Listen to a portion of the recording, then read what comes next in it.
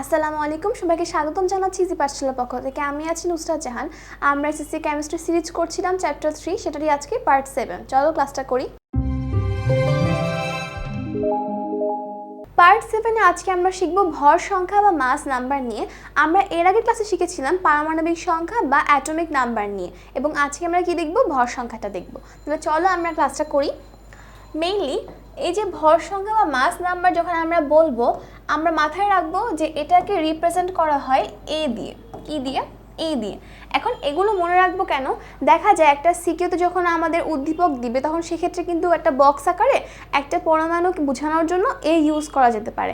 আবার আমরা এর ক্লাসে শিখেছিলাম যে অ্যাটমিক নাম্বার রিপ্রেজেন্ট করা হয় জেড দিয়ে। তাহলে ভর সংখ্যা এ দিয়ে এবং অ্যাটমিক নাম্বার জেড দিয়ে, মাথায় রাখতে হবে। আমরা চলে আসি বইয়ে। কোনো পরমাণুতে উপস্থিত প্রোটন ও নিউট্রন সংখ্যার যে যোগফল, এটাকেই বলা হয় পরমাণুর ভর সংখ্যা। কি বলা হয়?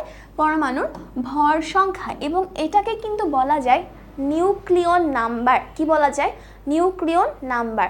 আমরা সুন্দর মতো লিখে নিব ব্যাপারটা, যেটাকে আমরা বলতে পারি নিউক্লিয়ন। কি বলছি আমরা? নিউক্লিয়ন সংখ্যা। এবং কেন বলছি এটাও এখন বলে দিব। দেখা যাচ্ছে পরমাণুর ভর সংখ্যা, আমরা যখন কথাটা বললাম, এটা সংজ্ঞাটা কি দাঁড়ালো? কোনো পরমাণুর নিউক্লিয়াসে অবস্থিত প্রোটন এবং নিউট্রনের মোট সংখ্যার যে যোগফলটা, এটাকে আমরা কি বলছি? ভর সংখ্যা বা নিউক্লিয়ন সংখ্যা। এবং নিউক্লিয়ন কেন বললাম? নিউক্লিয়াসে যা আছে তার যোগফলটাই কি? ভর সংখ্যা। এবং সেটাই হচ্ছে কি? Nucleon number. ওকে, তাহলে আমরা কিন্তু ভর সংখ্যাটা বুঝলাম এবং কি এটাকে আমরা এ দ্বারা রিপ্রেজেন্ট করব। এবার আসি, এই যেখানে লেখা আছে এ দ্বারা প্রকাশ করব। যেহেতু ভর সংখ্যা হলো প্রোটন ও নিউট্রন সংখ্যার যোগফল, কাজেই ভর সংখ্যা থেকে যদি আমরা প্রোটন সংখ্যাটা বাদ দিই, তাহলে আমরা কিন্তু নিউট্রন সংখ্যা পাবো। এটা আমরা কেন মনে রাখবো? দেখা যায় অনেক ক্ষেত্রে কিন্তু বলা থাকে যে এটার ভর সংখ্যাটা এত, প্রোটন সংখ্যা এত, নিউট্রন সংখ্যা কত হবে। তাহলে আমরা যদি না জানি যে বিয়োগ করলে অ্যান্সার পাবো, তাহলে আমরা কীভাবে বের করবো? রাইট? তাহলে আমরা মনে রাখবো এই যে ভর সংখ্যা, এটার মানে কি? প্রোটন সংখ্যা প্লাস নিউট্রন সংখ্যা। তাহলে আমি যদি জানি ভর সংখ্যা এক্স এবং প্রোটন সংখ্যা ওয়াই, তাহলে আমি কিন্তু নিউট্রন সংখ্যাটা ইজিলি বের করে নিতে পারবো, ঠিক কি না? ওকে, আমরা এরপর আসি, এখানে একটা উদাহরণ দেওয়া আছে। সোডিয়ামের ভর সংখ্যা হলো 23 এবং প্রোটন সংখ্যা কত? সেটা হচ্ছে 11। তাহলে কত?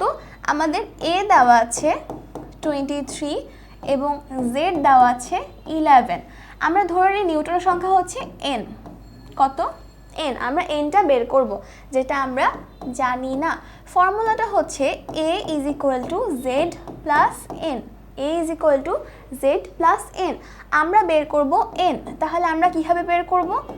এ মাইনাস জেড, যেটা হচ্ছে 23 মাইনাস 11 এবং অ্যান্সার আসে কত? 12। তাহলে আশা করা যায় আমরা এভাবে বের করতে পারবো যে কোনোটারই। আচ্ছা, দেখা যায় কোনো পরমাণুর পারমাণবিক সংখ্যা পরমাণুর প্রতীকের নিচে বাম পাশে লেখা হয়। এটা আমরা এখনই দেখব যে কিভাবে লিখতে হয়। এবং পরমাণুর যেটা ভর সংখ্যা, সেটা হচ্ছে প্রতীকের বাম পাশে উপরের দিকে লেখা হয়। তাহলে কোনটা নিচে এবং কোনটা উপরে এবং নিচে বাম পাশে লেখা হচ্ছে, সেটা কিন্তু খেয়াল করতে হবে। যেমন সোডিয়ামেরটা আমরা এখানে উদাহরণ দিয়ে লেখা আছে, আমরা একটু দেখি তাহলে কিভাবে লেখা আছে। এই যে এটা হচ্ছে আমাদের সোডিয়াম, এবং এই যে উপরে যেটা লেখা আছে এটাই হচ্ছে আমাদের এ বা ভর সংখ্যা, এবং নিচে বাম পাশে লেখা আছে এটা হচ্ছে আমাদের জেড বা পারমাণবিক সংখ্যা। আমাদের কিন্তু সিস্টেমটা ঠিক এটাই। দেখা যায় কোশ্চেন কিভাবে আসবে এমসিকিউতে, আমি একটু লিখে বুঝাই। ধরো আমি লিখব এক্স, এখানে লেখা থাকবে যে এক্স হচ্ছে কোনো প্রচলিত একক নয়, এটা দ্বারা যে কোনো একটা নির্দিষ্ট কি বুঝাবে? মৌল বুঝাবে। এবং এখানে আমি কি লিখব? এখানে আমি ভর সংখ্যাটা লিখব এবং এখানে আমি পারমাণবিক সংখ্যাটা বা প্রোটন সংখ্যাটা লিখে দিব। দেখা যাবে আমি এরকম করতে পারি কাজটা, যে আমি লিখলাম এক্স, এখানে লিখলাম 23, এখানে লিখলাম 11 এবং কোয়েশ্চেন করলাম যে আচ্ছা এই এক্সটা কোন মৌল? আমরা তো ইজিলি বুঝতে পারবো যে আচ্ছা ভর সংখ্যা তো 23 আর পারমাণবিক সংখ্যা হচ্ছে 11, এরকম কে আছে? সোডিয়াম রয়েছে। আমরা এভাবেই আইডেন্টিফাই করে এমসিকিউর অ্যান্সার করব, ঠিক কি না? তাহলে এভাবে কিন্তু আমরা এটা বের করে ফেলবো ইজিলি। এবং কি হতে পারে, এখান থেকে আরেকটা কোশ্চেন হতে পারে যে আচ্ছা এক্স এর নিউট্রন সংখ্যা কত? তাহলে আমরা ইজিলি বের করব 23 মাইনাস 11 ইজ ইকুয়াল টু কত? 12। কি ঠিক তো? ওকে, তাহলে আমরা এরপর আসি এরপর আমাদের কি রয়েছে,